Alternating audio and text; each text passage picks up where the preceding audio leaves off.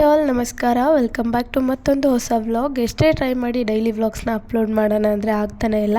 Videos ಇದೆ, but edit ಮಾಡಿ voice over ಕೊಡೋಕ್ಕೆ ಟೈಮೇ ಸಿಗ್ತಿಲ್ಲ. ಸೊ ಟೈಮ್ ಸಿಕ್ಕಾಗೆಲ್ಲ ವೀಡಿಯೋಸ್ ಅಪ್ಲೋಡ್ ಮಾಡ್ತೀನಿ. ಮುಂಚೆ ಯಾವ ಥರ ಸಪೋರ್ಟ್ ಮಾಡ್ತಾಯಿದ್ರಿ, ಇವಾಗೂ ಕೂಡ ಅದೇ ಥರ ಸಪೋರ್ಟ್ ಮಾಡಿ. ಹಾಗೆ ಇನ್ನು ಯಾರೆಲ್ಲ ಚಾನಲ್ನ ಸಬ್ಸ್ಕ್ರೈಬ್ ಮಾಡ್ದಿರೋ ವೀಡಿಯೋ ನೋಡ್ತಿದ್ದೀರಾ, ಪ್ಲೀಸ್ ಚಾನಲ್ನ ಸಬ್ಸ್ಕ್ರೈಬ್ ಮಾಡ್ಕೊಳ್ಳಿ.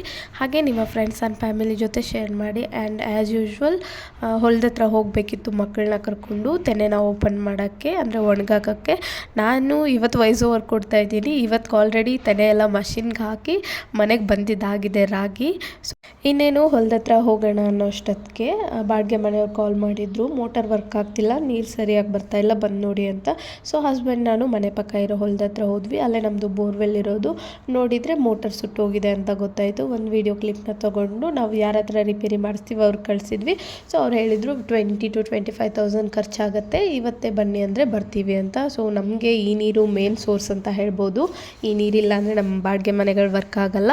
ಸೊ ಬೇರೆ ಆಪ್ಷನ್ ಇದ್ದಿಲ್ಲ. ಹೋದರೂ ಪರವಾಗಿಲ್ಲ, ಒನ್ ಟೈಮ್ ಇನ್ವೆಸ್ಟ್ಮೆಂಟ್ ಥರ ಮಾಡಿಸೋಣ ಅಂದ್ಬಿಟ್ಟು ಅವ್ರಿಗೆ ಕಾಲ್ ಮಾಡಿ, ಸರಿ ಬಂದು ರಿಪೇರಿ ಮಾಡ್ತಾಯಿರಿ, ನಾವು ಬೇರೆ ಹೊಲದ ಹತ್ರ ಹೋಗಿ ಬರ್ತೀವಿ ಅಂತ ಹೇಳಿದ್ವಿ.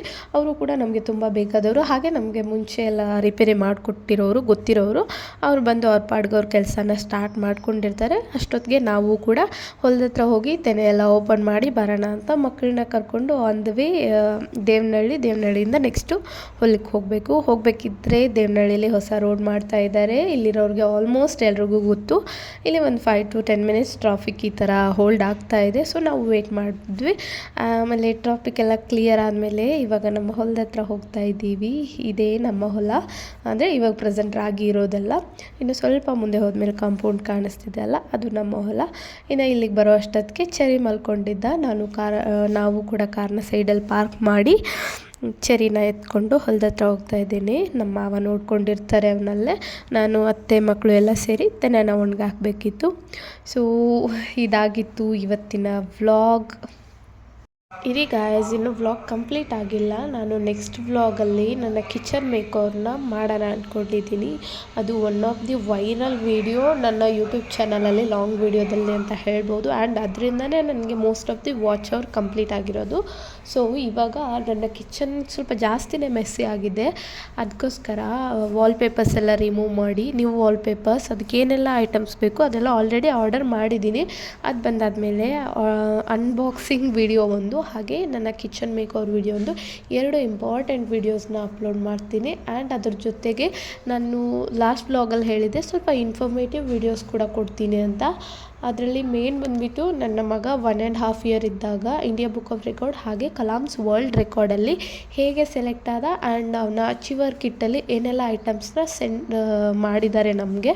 ಸೊ ಇದೆಲ್ಲ ಇನ್ಫಾರ್ಮೇಷನ್ನ ಒಂದು ಲಾಂಗ್ ವಿಡಿಯೋದಲ್ಲಿ ಡೀಟೇಲ್ಡಾಗಿ ಹೇಳ್ಕೊಡ್ತೀನಿ. ಹಾಗೆ ಯಾರಾದರೂ ನಿಮ್ಮ ಮಕ್ಕಳನ್ನ ಇಂಡಿಯಾ ಬುಕ್ ಆಫ್ ರೆಕಾರ್ಡ್ ಮತ್ತು ವರ್ಲ್ಡ್ ಬುಕ್ ಆಫ್ ರೆಕಾರ್ಡ್ಗೆ ಸೇರಿಸಬೇಕು ಅಂದ್ಕೊಂಡಿದ್ರೆ ಅದರ ಪ್ರೊಸೀಜರ್ ಏನೆಲ್ಲ ಇದೆ, ಅಪ್ಲಿಕೇಶನಿಂದ ಹಿಡಿದು ನಮ್ಮ ಕೈಯಲ್ಲಿ ಅಚೀವರ್ ಕಿಟ್ ರಿಸೀವ್ ಆಗೋವರೆಗೂ ನಾವು ಡೆಲ್ಲಿಗೂ ಹೋಗಬೇಕಾದ ಚಾನ್ಸಸ್ ಇರುತ್ತೆ.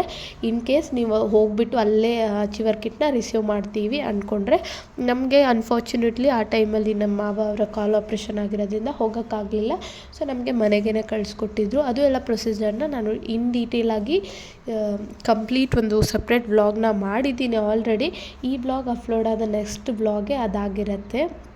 ಸೊ ಯಾರು ವೀಡಿಯೋಸ್ನ ಮಿಸ್ ಮಾಡ್ಕೊಳ್ದಿರ ನೋಡಿ. ಹಾಗೆ ಯಾರಿಗಾದ್ರೂ ಯೂಸ್ ಆಗುತ್ತೆ ಅಂದರೆ ಪ್ಲೀಸ್ ಅವ್ರಿಗೆ ಆ ವೀಡಿಯೋಸ್ನ ಶೇರ್ ಮಾಡಿ. ಸೊ ದ್ಯಾಟ್ ಅವರು ಕೂಡ ಅವ್ರ ಮಕ್ಕಳನ್ನ ಒಂದು ಅಚೀವ್ಮೆಂಟ್ಗೆ ಒಂದು ಸ್ಟೆಪ್ ಫಾರ್ವರ್ಡ್ ಹೋಗಿ ನಂತರ ಅವರ ಚಿಕ್ಕ ಪುಟ್ಟ ಮಕ್ಕಳಿಗೆ ಏನೋ ಒಂದು ಅಚೀವ್ಮೆಂಟ್ ಮಾಡಿಸ್ಬೋದು ಅನ್ನೋದು ಆಸೆ ಅಷ್ಟೇ.